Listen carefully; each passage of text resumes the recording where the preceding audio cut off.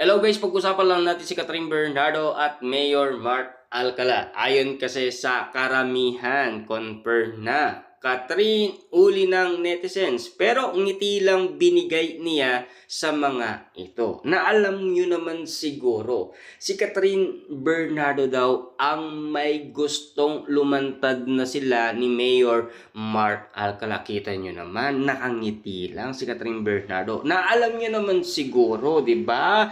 Naiinggit na daw kasi kay Daniel Padilla ayon daw sa karamihan kaya lumantad na. Siyempre ayon kasi sa mga basher, si Catherine Bernardo hanggang ngayon wala pa daw kadate sa Valentine's Day. Hindi daw tulad ni Daniel Padilla, meron na. Kasi nandyan na si Kyla Estrada. Kaya nga naman, eto, lumantad na sila at nagpakita daw.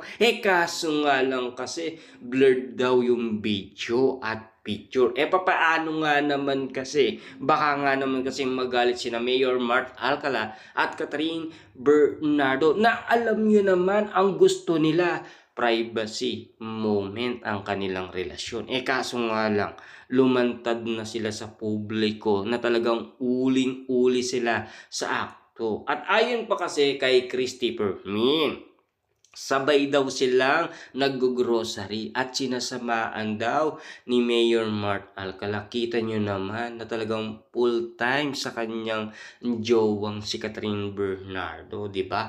Part-time lang daw ang pagiging mayor niya sa Lucena. Talagang nagpo-focus daw siya kay Catherine Bernardo at ayon pa kay Christopher Min sa kanyang balita. Nagsiselos daw si Mayor Mark Alcala kapag meron dumidikit sa kanya.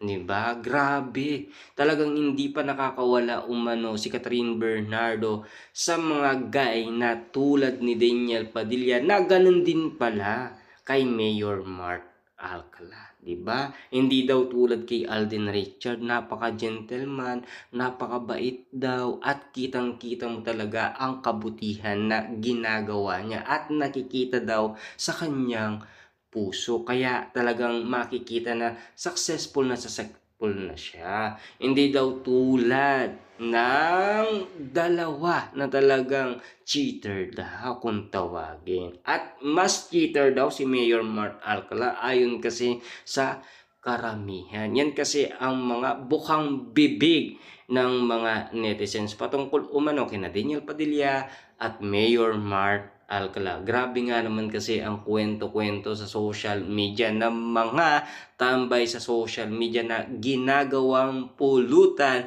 ang mga issue.